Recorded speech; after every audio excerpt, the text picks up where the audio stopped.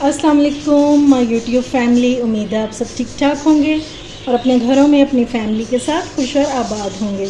आज मैं शेयर करूंगी आपके साथ ढाबा स्टाइल दाल की रेसिपी। ये बहुत ही मज़ेदार बनती है और मिनटों में बनती है।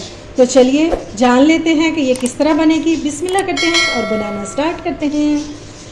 तो सबसे पहले मैंने ले ली है दाल, जिसको मैंने 15-20 मिनट पहले भिगो दिया था, ठीक है। और यह है 1 पाव दाल।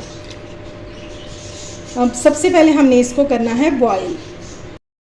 अच्छा जी, दाल को भिगे हुए आधा घंटा हो गया था, तो मैंने इसको धोकर और देगची में डाल दिया। अब हम इसमें डालेंगे पानी।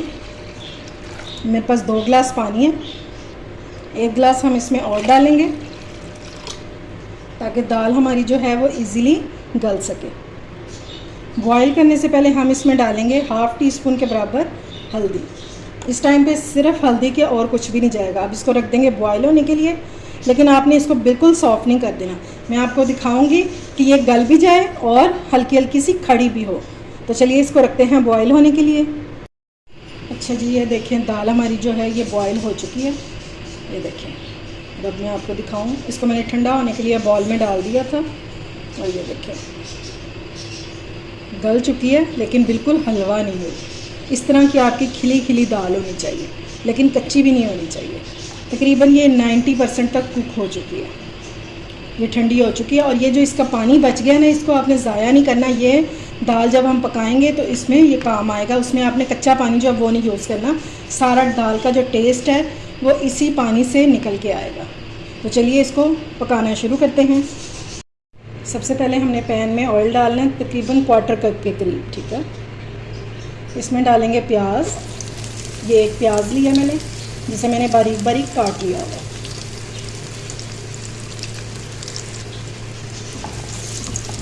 इसको हम फ्राई करेंगे और साथ साथ में हम थोड़ी सी इसमें चीज़ें भी डालते जाएंगे जो हमारी दाल के फ्लेवर को 4 चांद लगा देंगे। तो इसमें हमने सबसे पहले डालनी है बड़ी इलायची, 2 दाने, ये डाल देंगे। साथ में हमने इसमें डाल देनी है सब्ज़ मिर्चें, इस तरह से मोटी मोटी काट के। अगर आपको नहीं पसंद तो फिर आप इसको स्किप भी कर सकते हैं। इसको हम थोड़ा सा भूनेंगे, इतना कि प्याज हमारा जो है ये सॉफ्ट हो जाए। कोई कलर वगैरह देने की ज़रूरत नहीं है, अभी सिर्फ हम इसको सॉफ्ट करेंगे। प्याज को कुक होते हुए 2 मिनट हो चुके हैं और ये काफ़ी हद तक सॉफ्ट हो चुका है। अब हम इसमें डालेंगे अदरक लहसुन का पेस्ट, 1 टेबलस्पून, ये हमने डाल देना। इसको भूनेंगे और अब इन दोनों चीज़ों को हमने लाइट गोल्डन सा होने तक भून लेंगे। अदरक लहसुन और प्याज बहुत अच्छे से भून चुका है और देखिए इसका कलर भी चेंज होना शुरू हो गया है। अब इस टाइम पे सबसे पहले तो हम इसमें डालेंगे थोड़ा सा पानी, क्योंकि जब हम इसमें मसाले डालें तो ये जले नहीं, बिल्कुल थोड़ा सा डालें।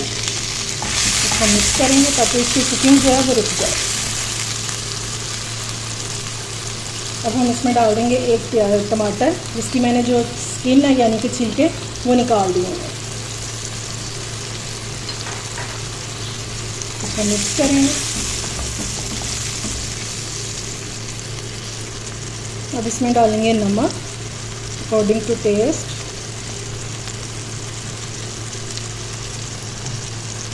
और हम इसमें डालेंगे सूखी मिर्चों का पाउडर 1 टीस्पून।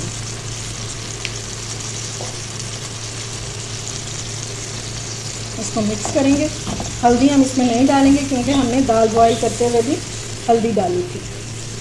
इसको हम कवर कर देंगे 2 से 3 मिनट के लिए, ताकि हमारे लिए जो टमाटर हैं ये सॉफ्ट हो जाए। कवर करके मैंने इसको 2 मिनट तक कुक किया है और काफ़ी हद तक टमाटर जो है हमारे सॉफ्ट हो चुके हैं। अब हमने इसको कवर नहीं करना और इसी तरह से मैश करते हुए मसाले को भून लेना, यहाँ तक कि मसाला जो है ऑयल छोड़ दे, यानी कि ऑयल सेपरेट होना शुरू हो जाए।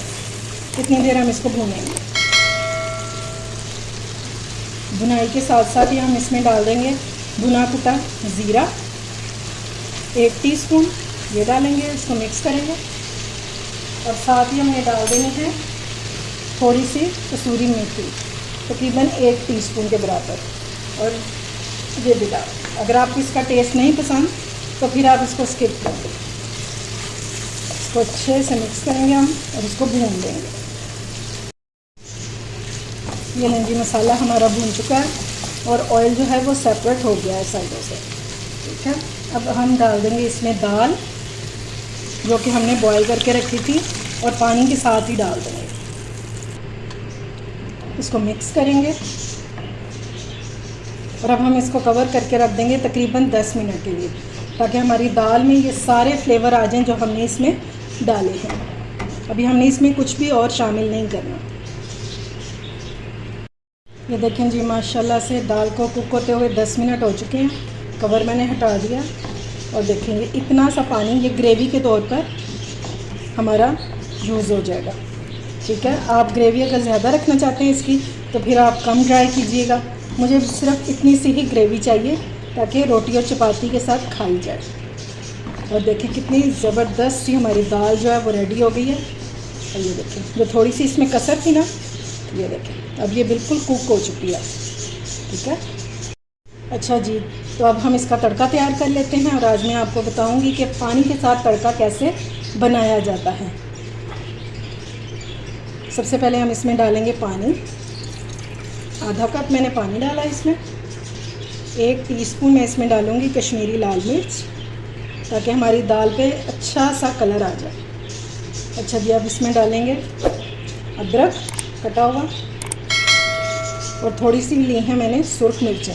मेरे पास ताज़ा वाली थी तो वो मैंने इस तरह से मोटी मोटी काट के ली हैं। अगर आपके पास ताज़ा वाली ना हो तो आप गोल मिर्चें भी ले सकते हैं, सुर्ख वाली। कुक होते होते जब आपको लगे कि इसमें पानी बिल्कुल थोड़ा सा रह गया तो इस टाइम पे हम इसमें डाल देंगे ऑयल। घी भी डाल सकते हैं, ऑयल भी डाल सकते हैं। मैं इसमें डालूँगी 3 टेबलस्पून ऑयल, इतना कि जिसमें हमारे तड़का जो है वो इजीली लग जाए। इसको हम करेंगे मिक्स और पानी को ड्राई होने का वेट करेंगे। अगर हम वैसे डायरेक्ट जो है मिर्चें डाल देते हैं ना घी में तो मिर्चें जल जाती हैं, कलर भी ख़राब होता है और टेस्ट भी। अगर आप मेरे तरीके से इस तरह से तड़का लगाएंगे तो इंशाल्लाह बहुत ही ज़बरदस्त सा टेस्ट होगा हमारी दाल का। ये लीजिए, तड़के का पानी जो है बिल्कुल बॉयल हो चुका है और ऑयल साइडों पे निकलना शुरू हो गया। तो अब हम इसको डालेंगे दाल में। ये लीजिए, तड़का हमारा लग गया।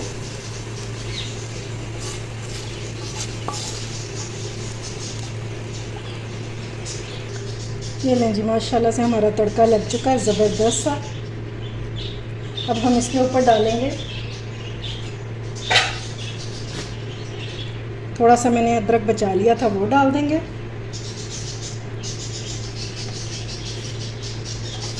और इसके ऊपर बिल्कुल लास्ट में हमने डाल देना हरा धनिया।